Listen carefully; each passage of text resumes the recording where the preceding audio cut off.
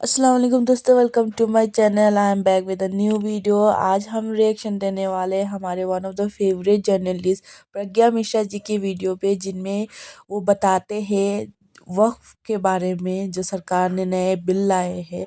तो चलिए दोस्तों वीडियो देखते हैं और जानते हैं। नमस्कार। पैगंबर मोहम्मद के समय 600 खजूर के पेड़ों का एक बाग लगाया गया था, जिसमें होने वाली आमदनी से मदीना के गरीब लोगों की मदद की जाती थी। दुनिया में वक्फ का इतिहास पैगंबर हजरत मोहम्मद के जमाने से शुरू हुआ है दोस्तों। पैगंबर मोहम्मद ने कहा था, अपनी जायदाद को इस तरह से खैरात पे दो कि ना वो बेची जा सके, ना ही किसी को दिया जा सके और ना उसमें विरासत जारी हो, बल्कि उसका मुनाफा लोगों को मिला करे। माना जाता है कि इस दुनिया में पहली बार सहाबा हजरत उमर ने अपनी कीमती जमीन वक्फ को दी थी। उस समय पैगंबर ने यह तय कर दिया था कि यह जमीन कभी बेची ना जाए, न किसी को दिया जाए, बल्कि इससे होने वाली आमदनी को गरीबों में बांटने और गुलामों को आजाद कराने के लिए ही इस्तेमाल किया जाए। वक्फ कोई भी चल या फिर अचल संपत्ति हो सकती है, जिसे इस्लाम को मानने वाले व्यक्ति अल्लाह के नाम पर या धार्मिक मकसद या फिर परोपकार के मकसद से दान कर सकता है। ये संपत्ति भलाई के मकसद से समाज के लिए दी जाती है और अल्लाह के सिवा इसका कोई मालिक नहीं हो सकता है। जब वक्फ की संपत्ति का मालिक अल्लाह के सिवा कोई और हो ही नहीं सकता है, तो फिर सरकार के वक्फ बिल का आखिर मतलब क्या है?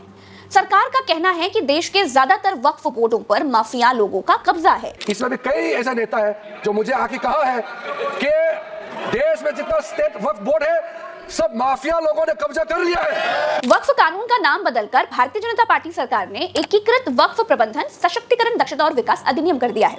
सरकार कहती है कि हम वक्फ बिल को सुधार रहे हैं। इसमें मुस्लिम महिलाओं समेत मुस्लिम समाज के अन्य पिछड़े वर्ग जैसे शिया, सुन्नी, बोहरा और आगा खानी जैसे वर्गों को प्रतिनिधित्व देने के लिए हम ये बिल लेकर के आ रहे हैं। लेकिन विपक्ष कहता है कि सरकार भारत में मौजूद वक्फ की 2 लाख करोड़ की जमीन बेचना चाहती है, इसीलिए ये बिल लेकर के आ रही है। भारत में रक्षा मंत्रालय और रेलवे के बाद वक्फ के पास सबसे ज्यादा जमीनें हैं। भारत में मेन 2 वक्फ बोर्ड हैं, सुन्नी वक्फ बोर्ड और शिया वक्फ बोर्ड। साल 1964 में केंद्रीय वक्फ परिषद का गठन किया गया। उस वक्त यह परिषद अल्पसंख्यक मंत्रालय के अधीन था। सबसे पहले साल 1995 में वक्फ बोर्ड की शक्तियां बढ़ाई गई। 1991 में जब बाबरी मस्जिद विध्वंस हुआ तो देश का माहौल बहुत खराब हो गया था। उस वक्त केंद्र में पीवी नरसिम्हा राव की सरकार थी। तब वक्फ को जमीन अधिग्रहण करने के लिए असीमित अधिकार दिए गए। इसके बाद साल 2013 में वक्फ बोर्ड की शक्तियां और बढ़ी। 2013 में जब केंद्र में यूपीए की सरकार थी, तब वक्फ बोर्ड एक्ट में बदलाव करते हुए उसे अधिकार दे दिए गए कि वो दान वाली संपत्तियों पर दावा कर सकता है। आज जो कानून है दोस्तों, उसके मुताबिक अगर किसी संपत्ति को एक बार वक्फ बोर्ड के नाम घोषित कर दिया गया तो वो हमेशा वो वैसा ही रहेगा। दानकर्ता अपनी इच्छा से कोई बदलाव नहीं कर सकता है। कि भाजपा अपने हताश, निराश, आप तो उस कानून चंद कट्टर समर्थकों के तुष्टीकरण के लिए ये बिल लाने का काम कर रही है। मैं इस बिल का विरोध करता हूं। आप दुश्मन है मुसलमानों के, उसका सबूत ये बिल है। दुनिया का सबसे पहला वक्फ खाने काबा मक्के में है। क्या हम उसके ऊपर भी सवाल उठाएंगे? 10 साल से जो मुल्क में माइनॉरिटीज के साथ, उनके हुकूक के साथ, उनके रिलीजन फ्रीडम के साथ जो खिलवाड़ किया जा रहा है, उससे रूह कांप जाती है। सर्वोच्च न्यायालय के आदेश के बावजूद इसको हटाना चाहते हो मान्यवर, ये सीधे सीधे कानून के खिलाफ वर्जी है। हम कहना चाहते हैं कि संविधान की अगर धज्जियां उड़ाने का काम आप करने का काम कर रहे हो, हम इसका पुरजोर विरोध करेंगे और पुरजोर विरोध करने का काम करेंगे। अब हमें ये देखना चाहिए कि सरकार जो नया वक्फ कानून लेकर के आ रही है, उसमें दिक्कत कहां पर आ रही है।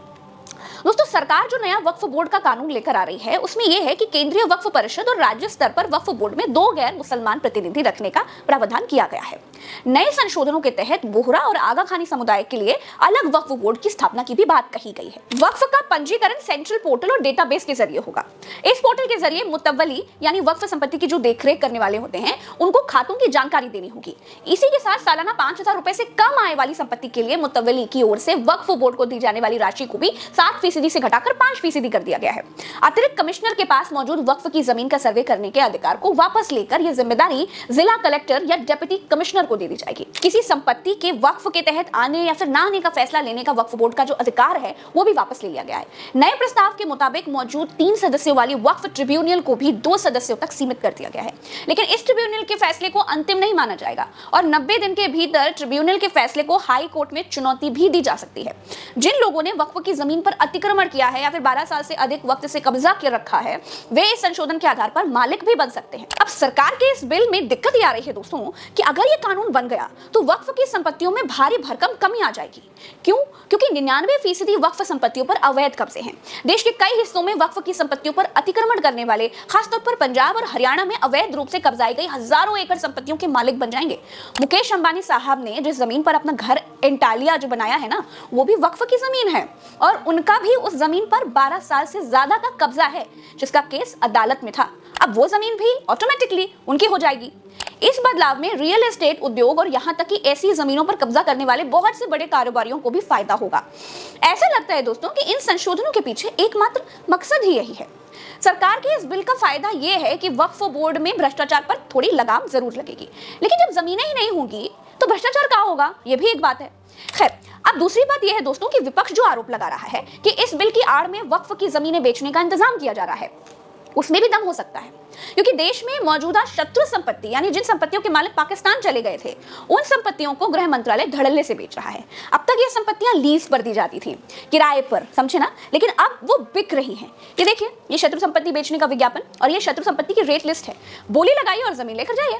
सैकड़ों शत्रु संपत्तियों की नीलामी हो चुकी है।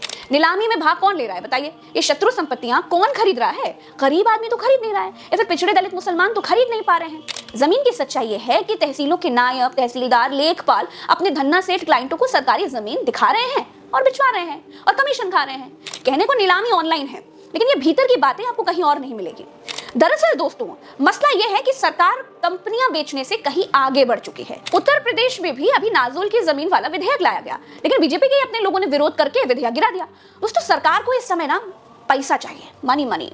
टॉप 3 इकोनॉमी में पहुंचना है भाई, वो कैसे पहुंचेंगे? जमीनें बेचकर पहुंच सकते हैं। खैर दोस्तों, क्रोनोलॉजी समझेंगे तो फिर आपको समझ में आएगा कि सरकार जब से आई है तब से मुस्लिम समाज की बुराइयों को दूर करने के नाम पर मसीहा बनने की कोशिश बड़ा कर रही है। चाहे वो सीए हो, चाहे वो एनआरसी हो, चाहे 3 तलाक हो, और अब वक्फ बिल। दरअसल इसे चौराहे की चर्चा के मुताबिक चूड़ी टाइट करना कहते हैं। मुस्लिमों की चूड़ी टाइट होगी ना तो बीजेपी का हिंदू वोटर भी खुश हो जाएगा, और ये सब बीजेपी के हिंदू वोटरों के मनोरंजन के लिए हो रहा है, ऐसा कहा जा रहा है। वक्फ बोर्ड की तरह ही हिंदू श्राइन बोर्ड भी है। एक नहीं, तमाम श्राइन बोर्ड हैं हिंदू धर्म में। तमाम मंदिरों के पास अरबों की दौलत है। वैष्णो देवी श्राइन बोर्ड है, पूर्णागिरी श्राइन बोर्ड है, तिरुपति बालाजी का श्राइन बोर्ड है, पद्मनाभम जैसे बीसीओ श्राइन बोर्ड हैं जो मंदिर के नाम पर पैरेलल सरकारें चलाते हैं। क्या उनको सरकारी सिस्टम में लाकर रेगुलेट करने की हिम्मत है सरकार की? नो, सरकार बहुमत में नहीं है, लेकिन सरकार को समर्थन करने वाली नीतीश और नायडू की पार्टियों में रीढ़ की हड्डी ही नहीं है। इसलिए वक्फ कानून बिल बन जाएगा ही, और वक्फ की संपत्तियां जो अब तक बची हुई थी वो शायद अब नहीं बचेंगी। विपक्ष के मुताबिक विकास की राह में सबको कुर्बान होना पड़ेगा। इस वीडियो में इतना ही। आशा करती हूँ कि आपको सब कुछ आसान भाषा में समझ में आ गया होगा। मुझे दीजिए इजाजत। राम राम वसलाम, जय हिंद। तो दोस्तों, आप सबको कैसी लगी ये वीडियो? अगर वीडियो अच्छी लगी तो प्लीज़ वीडियो को लाइक करें, शेयर करें, सब्सक्राइब करें। आज के लिए बस इतना ही। अल्लाह हाफिज़।